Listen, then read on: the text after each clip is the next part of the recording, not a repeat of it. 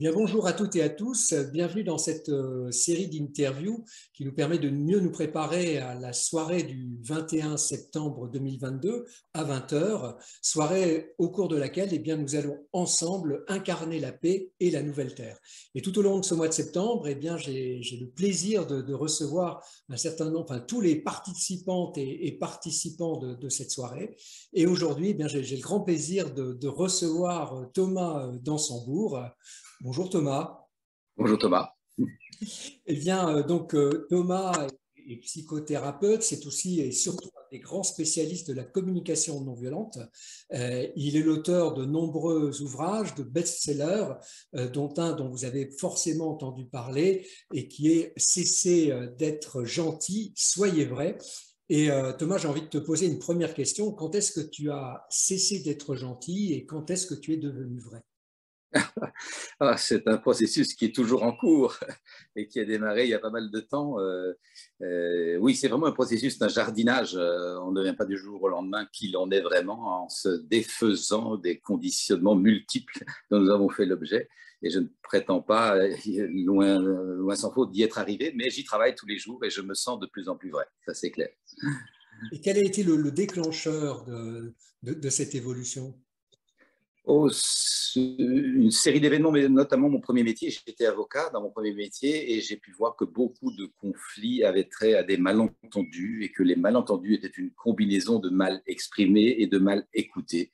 Et que si les gens avaient été plus vrais dans leur façon de s'exprimer, en exprimant ce qu'ils voudraient, en exprimant ce qu'ils aimeraient, ce à quoi ils tiennent, plutôt que des critiques et des reproches, on aurait déjà fait un bon geste vers l'autre. Et de l'autre côté, si les gens étaient plus vrais dans l'écoute, en écoutant la souffrance de celui qui se plaint ou qui agresse, eh bien, on ferait l'économie aussi de bien des tensions. Mais du fait que nous n'avons pas appris à être vrais dans l'expression de nous, mais plutôt à jouer un jeu, à être emporté par nos émotions, à faire des projections sur l'autre, eh bien, comme nous n'avons pas non plus appris à bien écouter l'autre, les conflits s'enveniment très vite. Et très tôt, je me suis dit, si nous apprenions à mieux nous connaître, nous éviterions bien des malentendus. Alors, quand tu parles de conflits, de malentendus, est-ce que ce sont à la fois des conflits avec les autres, mais aussi bien souvent des conflits avec soi-même? Alors, bien sûr, beaucoup de conflits intérieurs qui s'activent par des frictions extérieures. La friction extérieure vient souvent révéler un conflit qui est à l'intérieur de nous-mêmes et que nous n'avons pas voulu voir, évidemment, ni évidemment traiter.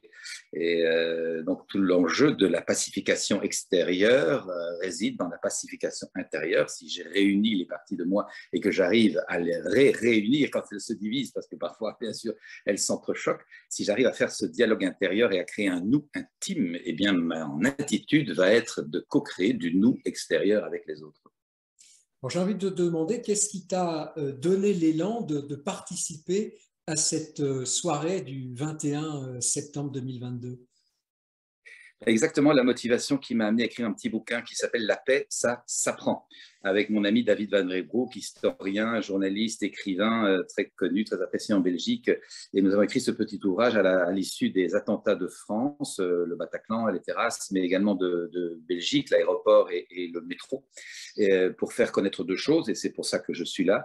C'est la paix, ça s'apprend, comme les maths ou le foot ou la conduite d'une voiture ou les langues étrangères. C'est un apprentissage, ça ne tombe pas du ciel par miracle, ça n'est pas le fruit d'une incantation, même fervente, ça demande une pratique. Et le deuxième message, c'est que des outils extrêmement pertinents existent et ont fait leurs preuves, certains depuis des millénaires, comme la méditation, mais ces dernières décennies, beaucoup d'outils nous invitent à nous pacifier pour devenir pacifiants.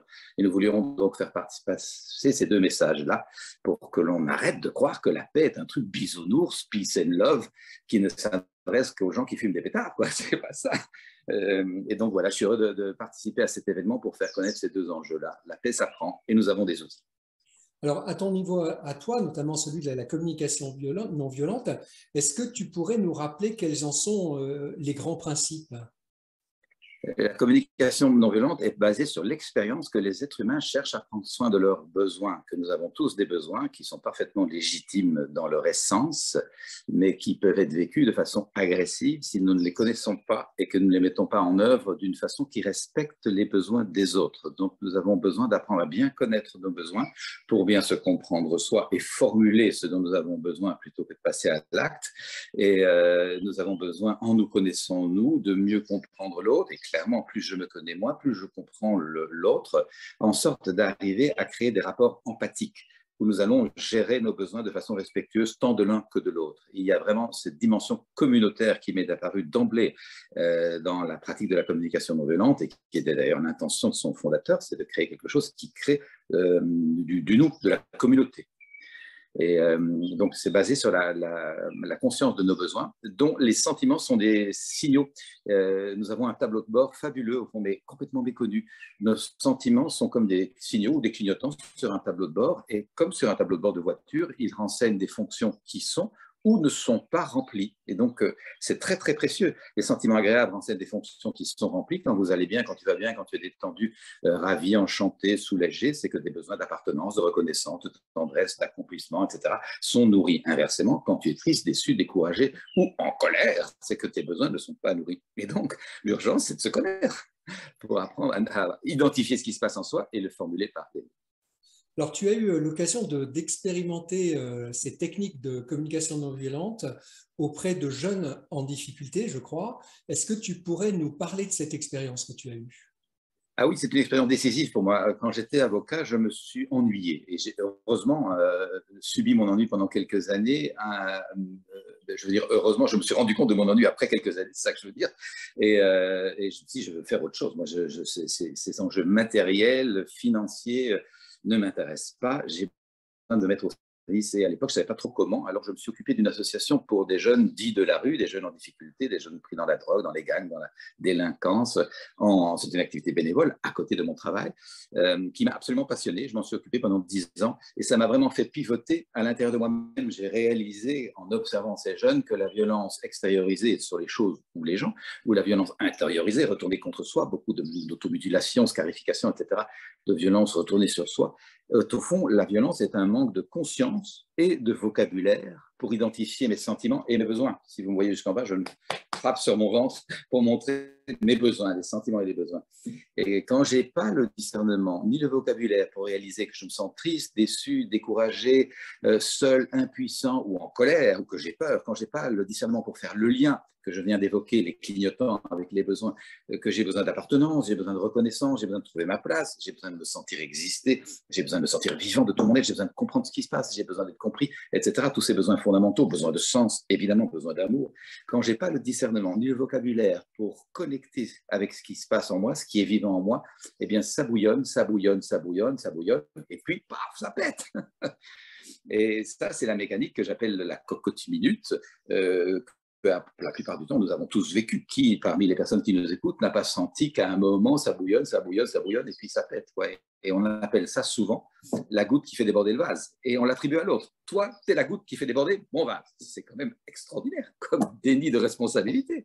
Il est urgent que nous apprenions à contrôler notre vase et à réaliser que, bien sûr, la vie comporte des frustrations, des désaccords, des désententes, de la tristesse, des deuils à faire, des pages à tourner. Ça nous appartient de nettoyer notre vase à temps avant que de faire payer l'ultime goutte à l'autre. Alors là, nous avons une clé de non-violence. J'apprends à nettoyer mon vase. C'est de l'écologie intime. Alors, la communication non violente, c'est quelque chose dont on aurait aussi besoin pour résoudre des conflits internationaux. J'ai eu le grand bonheur de lire il y a quelques mois le livre de Marshall Rosenberg, les mots sont des fenêtres ou bien ce sont des murs. Et en examinant sa propre expérience, je me suis aperçu qu'il avait participé à la résolution de conflits internationaux, notamment entre Israël et la Palestine. Enfin, il a été très, très, très actif dans ce domaine-là. Et moi, j'ai l'impression, mais je peux me tromper, que c'est une expertise aujourd'hui à laquelle on ne fait plus appel au plan international. J'ai l'impression qu'on préfère raisonner en termes de camp de bien et de mal, envoyer des armes aux gentils et puis envoyer des sanctions aux méchants, et qu'aujourd'hui, malheureusement, la communication non violente n'est plus à l'œuvre dans les relations internationales. Qu'est-ce que tu en penses ? Si tant est qu'elle n'y ait jamais figuré vraiment, parce que Marshall était effectivement très actif dans toutes sortes de régions du monde. Tu as cité Israël et Palestine, mais également beaucoup de conflits, de tensions entre des tribus en Afrique, parmi les activités qu'il avait. C'était quand même relativement marginal, même si ça a eu de l'impact très très concret sur place, et ça a forgé son expérience sur le terrain, bien sûr. Il me semble simplement que nos systèmes de pensée sont extrêmement encombrés par une série de mécanismes que j'ai appelés dans mon dernier livre des mécanismes autobloquants. Tant que nous sommes dans ces mécanismes, nous sommes autobloqués dans notre processus d'évolution, non seulement individuel, mais également collectif. Et un des mécanismes autobloquants les plus répandus, c'est l'habitude, la culture des rapports de force, domination, soumission, agression, démission, compétition, séduction, manipulation, fuite. Tout ça, c'est des rapports de force qui sont extrêmement engrammés et nous avons l'impression que c'est la seule façon de résoudre les conflits. Et ça démarre depuis la cour de récréation, on se chamaille pour le ballon de football, et puis c'est dans les relations amoureuses, dans les couples, dans les familles, dans les classes, c'est les rapports de force pour résoudre les conflits plutôt que des rapports d'empathie, d'écoute. On s'assoit parce qu'on n'est pas d'accord et on essaie de se comprendre. Ça devrait être une des clés de l'éducation à travers la planète. Depuis l'enfance, j'apprends à négocier mes conflits dans le respect mutuel, dans l'écoute de la posture de chacun et dans l'accueil du fait que ce n'est pas parce qu'on n'est pas d'accord là qu'on ne s'aime pas, on ne confond plus désaccord et désamour, on va essayer de collaborer et on laisse maturer ou mûrir en tout cas pour que dans les 2 ou 3 jours qui viennent ou peut-être la semaine qui vienne, un souffle est passé qui nous éveille à un autre niveau de conscience. Et c'est ce que je vois dans mon travail, quand on arrête de vouloir résoudre immédiatement, là, maintenant, avec les arguments à force, et qu'on laisse simplement planer la confiance que ce n'est pas parce qu'on est en désaccord aujourd'hui qu'on le sera encore demain. La plupart du temps, il y a une intelligence collective qui se crée. Et j'observe ceci, c'est qu'il y a bien plus d'intelligence dans 2 cœurs qui essayent de se comprendre que dans 2 intelligences qui essayent d'avoir raison à coups de gourdin. Parce qu'au fond, sur le plan de la résolution des conflits, nous n'avons guère évolué depuis Cro-Magnon. Quand on n'est pas d'accord, on sort le gourdin de l'argumentation, et ça se vérifie avec les armes, avec les colonnes de chars, on envahit le terrain du voisin, ou on s'enfuit dans sa grotte en disant « bon, fous-moi la paix, j'ai plus envie de t'entendre ». Mais entre le coup de gourdin ou la fuite dans la grotte, il n'y a pas de rencontre. Et c'est incroyable de voir comment on a peu évolué sur ce plan. Et merci de souligner cet enjeu, c'est un enjeu de santé publique que d'apprendre à négocier les conflits. Ça devrait être une clé de base à côté de lire, écrire et calculer dans tous les apprentissages depuis la maternelle. On a largement dépassé les enjeux du développement dit personnel. On est dans du développement social durable. Et il est temps que nos dirigeants, mais la population aussi, les familles, les couples, les écoles, les entreprises réalisent ça et que partout les gens aient l'occasion de se former à la connaissance de soi et à l'écoute de l'autre. On éviterait beaucoup de malentendus. Et est-ce que tu penses que dans ce domaine-là, justement, on progresse plutôt, on est stable ou on régresse? Ah, vaste question. Il y a des jours où je trouve qu'on progresse, il y a des jours où je dis on n'y arrivera jamais. Non, je pense qu'on progresse quand même. Je le vois sur le temps de ma pratique. Ça fait plus de 25 ans, bientôt une trentaine que j'enseigne cette approche. Clairement, au début, elle était peu connue. Les gens se disaient, c'est quoi ce machin? Un peu New Age, il y a un peu de méfiance. Aujourd'hui, ça s'accrédite partout, exactement comme la méditation a trouvé ses lettres de noblesse maintenant dans des domaines où on n'imaginait pas qu'elle entre, dans les hôpitaux, mais même dans des administrations, même parfois au Parlement. On propose des sessions de méditation. On n'aurait pas cru ça il y a 10 ou 15 ans. Mais la communication non violente suit le même chemin. Elle commence à être reconnue comme étant un outil extrêmement pratico-pratique pour mieux se rencontrer, mieux fonctionner, mieux créer du vivre ensemble fécond. Et donc, je vois quand même une heureuse évolution. Mais voilà, l'ancien paradigme est un gros paquebot.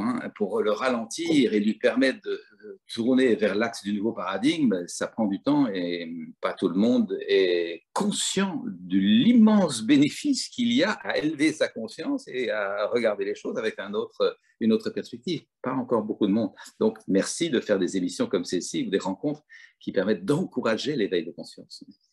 Alors justement, Thomas, on arrive à la fin de cette interview. Est-ce que tu aurais une dernière intention, un dernier conseil, un dernier espoir à partager avec l'ensemble des participants de cette soirée du 21 septembre 2022 et puis aussi avec tous ceux qui seront en ligne ce soir-là?